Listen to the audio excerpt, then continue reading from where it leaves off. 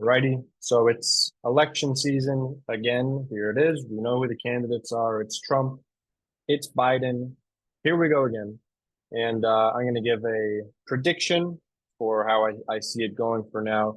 And guys, it's gonna be a little shaky. So let's get into it a little bit. Basically, here's our map, and we're going to interact with this. Mm, and I'm going to give my idea of where I see things at and who I think is going to win in each particular state. Hopefully, I don't know if you can see my screen. Hold on a second. Here we go. Boom, here we go. So all the states that we see in blue are for Biden. All the ones we see in red, those are for Trump. We know this because, for example, states like California, always going to go for a Democrat. States like, for example, Louisiana, always going to go for Republican. Then we have states somewhere in the middle, Texas, North Carolina, Florida. We pretty much know are going to go for Trump. There could be some kind of crazy surprise, but we can assume that those are solid. All right. And same thing with the lighter blues for Biden. Okay. The rest, Nevada, Arizona, Wisconsin, Michigan, Pennsylvania, Georgia, maybe North Carolina, but not really. These are going to be our swing states. These six states are going to determine this election. So we have six states and 10, 10,000, 20,000, up to 100,000 or so votes are going to determine this election. It's going to be very, very close. So last time around, Biden won Nevada. He won Arizona, very in a close race. He won Wisconsin. He won Michigan, Pennsylvania, and Georgia. And that is what brought us to this particular result in 2020 is what we were looking at there. Now, this map is going to change. If you remember, the result in Georgia was a Biden win by like 1% or less. It was like literally a few thousand votes. I think this was the closest margin. With the swing that we've had in polling, I don't think Biden is going to be able to eke that one out in Georgia. I don't think he should even be paying really a lot of attention there. This is not where the election is going to be won for Joe Biden. I think Trump retakes Georgia.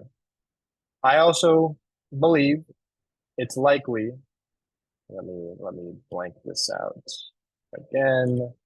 I also believe it likely that Biden loses. Excuse me. I believe he loses Arizona. I believe it was close enough. I think there's enough Republican sentiment that will be strongly coming out to swing Arizona back red. It's not a strongly blue state at all, very, very purple. And I think you could see Arizona going back in that direction. Nevada, I believe, will go to Biden.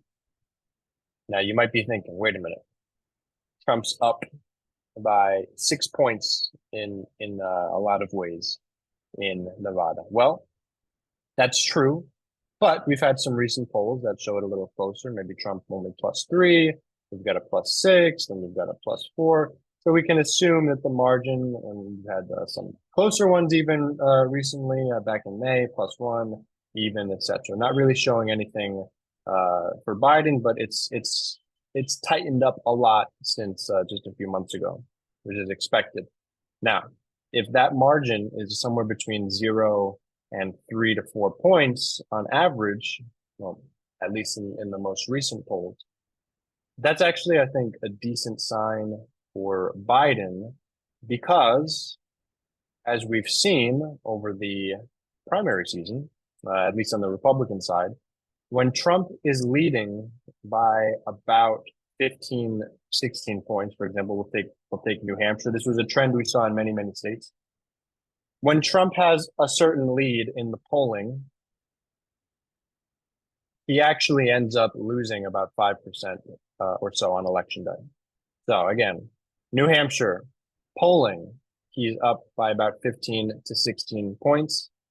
The actual result of the election comes in with about a 10 to 11 point victory. So polling 16% ends up coming in at 11%. So he's losing about 5% in a secret, surge vote.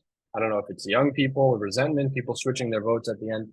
The trend seems to be that whatever the polls show, contrary to the past where there was a red shift or a Republican shift on election day, now there seems to be a blue shift happening. That was the trend in 2022, where there was an expected red wave. That was what all the polling showed, and that ended up not materializing. Do we see the same trend? Does it weaken? Does it strengthen a little? It seems like that sentiment is still there. And so that's why when we look at polling and we see a Trump +1 to +3 to +5, and I think it's only going to tighten up, hopefully, if policy starts to go in Biden's direction, he actually starts taking action on certain things. I think he could hold on to Nevada. I think he could surge. I think he could capture Nevada. Okay. Pennsylvania is also one of those swing states. I see Pennsylvania as solid Biden territory at this point. I think he will capture Pennsylvania. I think,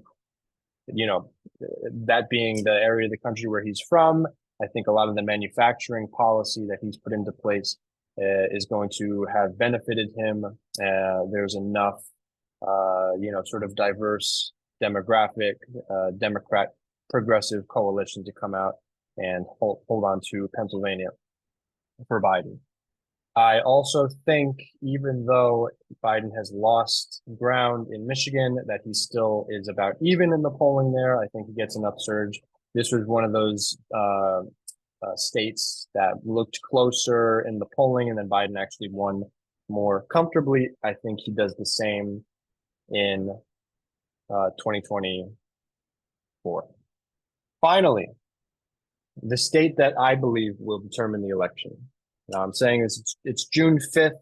We have the election in about 6 months. It's still a long way to go. Anything could happen. I think North Carolina is gone. I think Georgia is gone. I think Texas, Florida, Arizona, I believe, will go. These are the states that I think Biden will be able to hold on to in terms of Pennsylvania, Michigan, and Nevada. Wisconsin, I have no idea.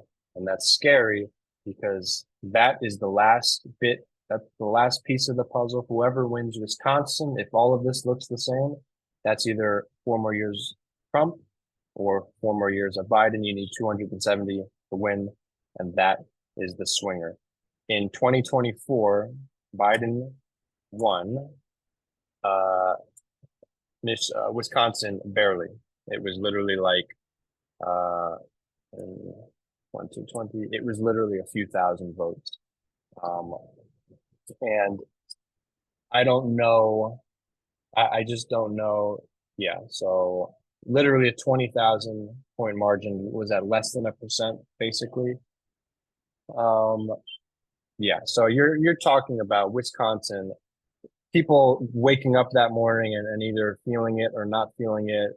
That is going to be a state where you really need to hit the ground and get people excited and get the base to come out. Otherwise, you're going to lose that. And that is a Trump victory. As long as he holds on to Florida, Trump has a lot of strength on the electoral map because really it's not guaranteed that he wins Nevada. But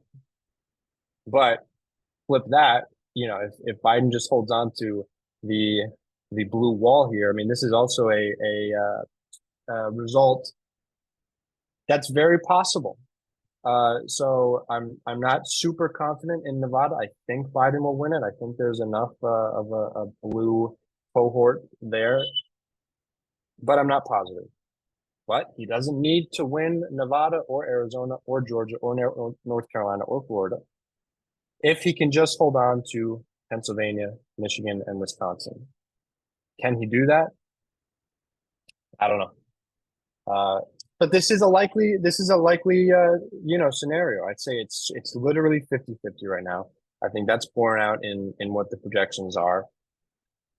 Could Trump, surge and end up taking also a Wisconsin and, snatch a Pennsylvania? This is, I really don't think so. I really don't think so. But we could see something like that as well.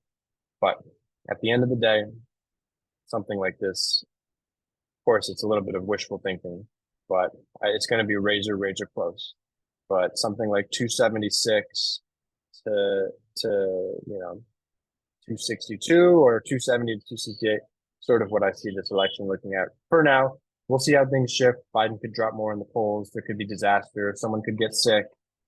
Trump's got more criminal trials happening. Of course, this is post-criminal trial, so I'm also factoring that in as a little bit of a swing in the other direction away from Trump. So we'll see. That's pretty much where I see things at right now in the election. Biden's still winning a close race, very close race, and we'll see how that plays out. We'll see how this prediction looks 6 months from now. So we'll check in a few months, and thank you for watching, subscribe, and peace out.